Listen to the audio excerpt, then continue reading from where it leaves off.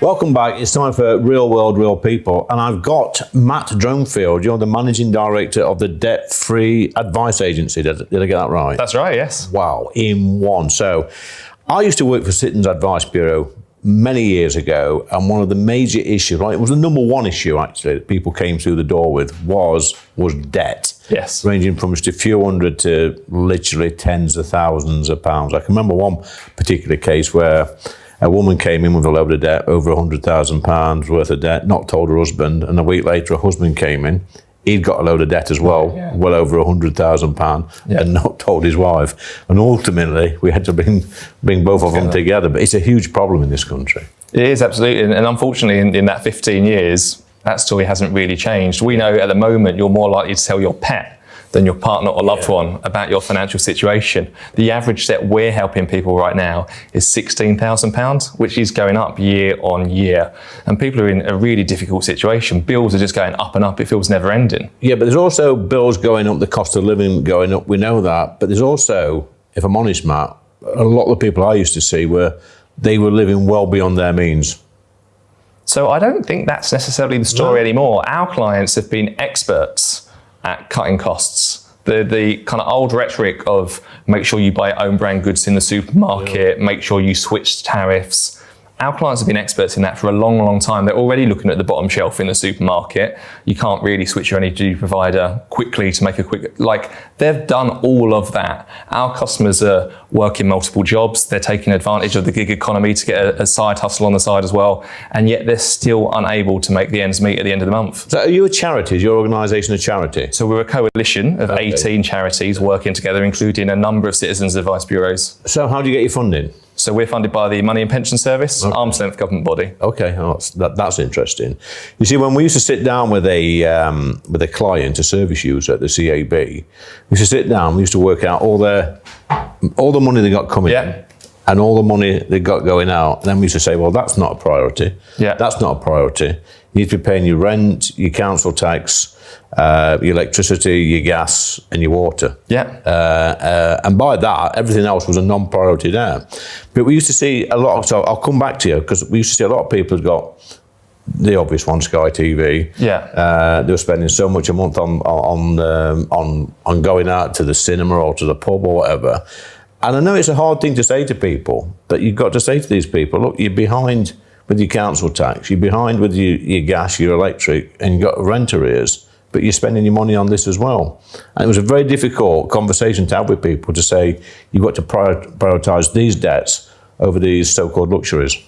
And that point about you're more likely to tell your pet than your partner or loved one about your finances, sometimes, as you all know, when they come and see a debt advisor, this is the first time that they're having a conversation, and having an independent person explain this can be really helpful to not be judgmental in that situation, but to go through and say, actually, could we make some savings here if there's any options? But as I say, lots of our customers have become experts at making those efficiencies already.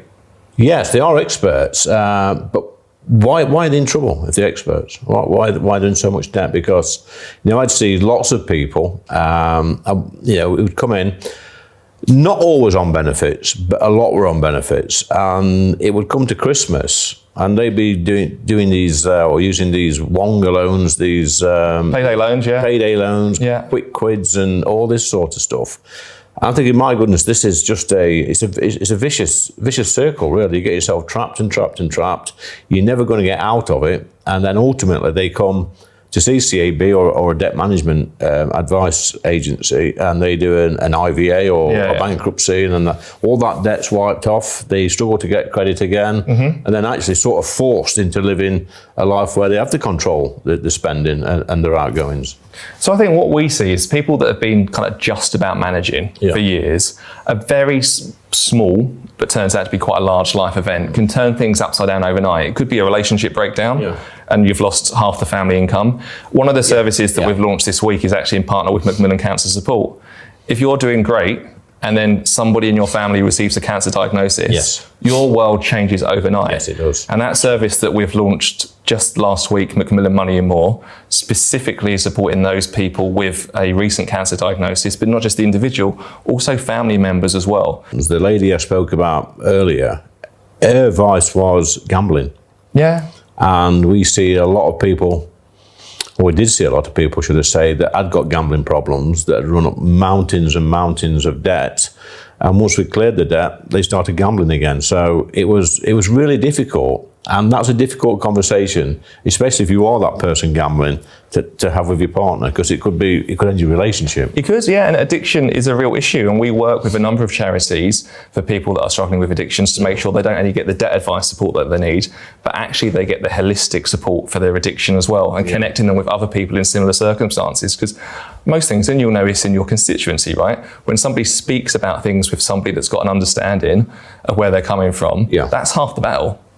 So what advice would you give to somebody watching this right now, who's sat there with their partner that's got a little bit of debt and hasn't quite got the courage to tell them at the moment? So I say, first take a breath. Like all good conversations start with a deep breath. Yeah. And then think about how common it is.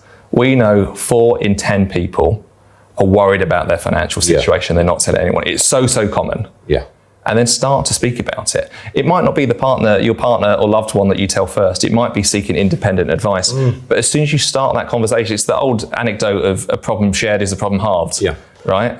As soon as you start the conversation, the sooner the solutions will become available. But it's not just the low paid that have debt. No, not at all. People are really well paid jobs. Doesn't matter how much, whatever you earn, your expenditure stretches. So how much you're bringing in. We saw that during COVID, where it's only really been the significant time our client profile changed significantly. Because people that were, if you think of the airline industry, pilots, and great salaries, overnight furloughed, their incomes disappeared overnight, but their commitments that they've got on mortgages, on car hire, all of those things were still there, and they're in a similar situation. And then we see some, ex-footballers, actors, TV stars who've lived a certain lifestyle on a certain sort of income and then end up penniless. Debt doesn't discriminate. It affects everyone from every walk of life.